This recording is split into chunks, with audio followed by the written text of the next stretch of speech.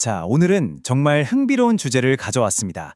바로 역사적인 기로에 서 있다고 평가받는 금융거인 뱅크 오브 아메리카 이야기입니다. 보이시나요? 56.25달러. 이게 무슨 숫자냐면요. 2025년 12월 24일에 뱅크 오브 아메리카 주가가 찍은 사상 최고치입니다. 2008년 금융위기 이후로는 처음 있는 일이라니 정말 대단한 성과라고 할 수 있죠. 이렇게 주가가 치솟다 보니까 자연스럽게 이런 질문이 따라오죠. 이게 정말 탄탄한 기반 위에서 이뤄낸 진짜 부활일까요? 아니면 뭔가 보이지 않는 위험을 안고 아슬아슬하게 줄타기를 하고 있는 걸까요?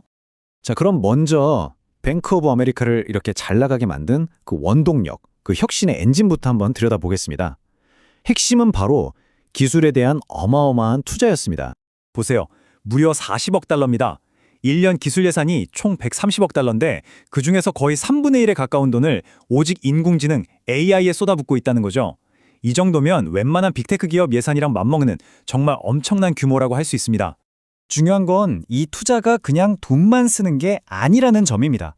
실제로 엄청난 결과물들을 만들어내고 있어요. 예를 들어서 AI 비서인 에리카는요, 2018년부터 지금까지 고객이랑 무려 30억 번 넘게 소통을 했고요.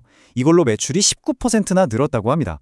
또 캐시프로 예측이라는 서비스는 기업들의 업무 시간을 25만 시간이나 아껴줬다고 하니 이게 다 효율성 향상 그리고 수익 증대로 이어지는 거죠. 그런데 뱅크 오브 아메리카의 혁신이 AI에서만 멈추는 게 아닙니다. 한 발 더 나아가서 디지털 자산의 미래, 바로 암호화폐 시장에도 아주 전력적으로 발을 들여놓고 있어요.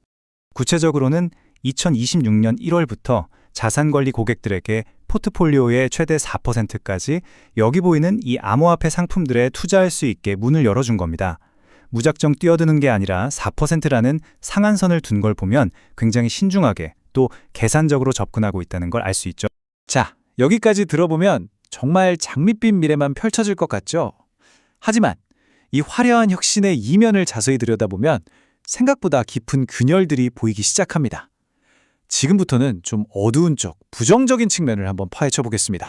때는 2024년 12월 미국 통화감독청 OCC라고 하죠.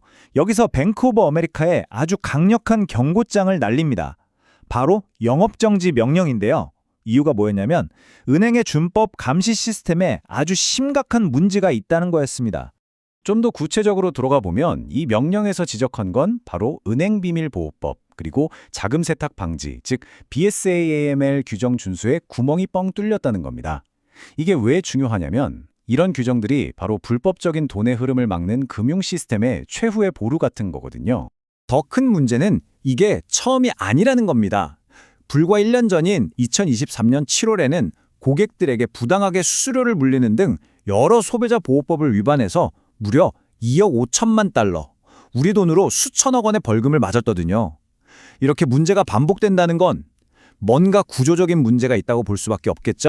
그런데 이런 내부적인 문제에 더해서 외부 환경도 만만치가 않습니다. 뱅크 오브 아메리카가 마주한 지금의 경제 상황은 뭐랄까 굉장히 복잡하고 또 양극화되어 있거든요. 그야말로 위태로운 줄타기를 하는 형국이죠. 이게 바로 그 양면성을 보여주는 건데요. 한쪽에서는 2025년 3분기에 순이자 이익만 154억 달러를 벌어들이면서 사상 최대 실적을 기록하고 있어요. 그런데 동시에 다른 한쪽에서는 일반 소비자들의 신용카드 연체율이 슬금슬금 올라가고 있다는 겁니다. 선구매 후결제 같은 서비스에 의존하는 사람들도 늘고 있고요. 정말 극과 극의 상황이 동시에 벌어지고 있는 거죠. 이걸 경제학 용어로 K자형 회복이라고 부릅니다. 그래프 모양이 알파벳 K처럼 생겼다고 해서 붙은 이름인데요. 보시는 것처럼 고소득층의 소비는 계속해서 위로 쭉쭉 뻗어나가는데 저소득층의 소비는 반대로 아래로 꺾여서 약해지고 있는 이 현상을 말하는 겁니다. 그리고 이 3.62%라는 숫자가 그 위험성을 아주 명확하게 보여주는 지표입니다. 2024년 1분기 소비자 신용카드 순대손상각률, 그러니까 고객이 돈을 갚지 못해서 떼인 돈의 비율인데요. 이게 팬데믹 이전 수준보다도 높아졌다는 건 그만큼 가계 경제에 빨간불이 켜졌다는 신호로 볼 수 있는 거죠. 자, 그럼 이 모든 조각들을 한번 맞춰볼까요? 혁신과 성장이라는 밝은 면, 그리고 규제 문제와 소비자 부실이라는 어두운 면, 이 두 가지가 충돌하면서 뱅크 오브 아메리카 이야기에 가장 핵심적인 질문에 도달하게 됩니다. 결국 질문은 이겁니다. 뱅크 오브 아메리카의 지금 이 성공이 정말로 지속 가능한 진짜 변화의 증거일까? 아니면 이 미래를 향한 혁신들이 오히려 은행의 안정성을 해칠 수 있는 더 새롭고 복잡한 위험들을 만들어내고 있는 것은 아닐까? 이 질문이야말로 지금 뱅크 오브 아메리카가 처한 기회와 위험 사이의 팽팽한 긴장감을 가장 잘 보여준다고 할 수 있겠습니다. 결론적으로 뱅크 오브 아메리카의 미래는 책임감 있는 성장과 첨단 기술을 이용한 도박 사이 그 어딘가에 놓여 있습니다. 한쪽에는 누구도 막을 수 없는 혁신가라는 얼굴이, 다른 한쪽에는 심각한 규제와 신용 리스크를 안고 있는 불안한 얼굴이 있죠. 과연 어느 쪽 얼굴이 진짜일까요? 혁신의 속도가 과연 내부의 위험을 잠재울 수 있을지, 아니면 그 위험에 잠식당하고 말지, 그 결과가 앞으로의 금융시장 전체에 큰 영향을 미칠 것은 분명해 보입니다.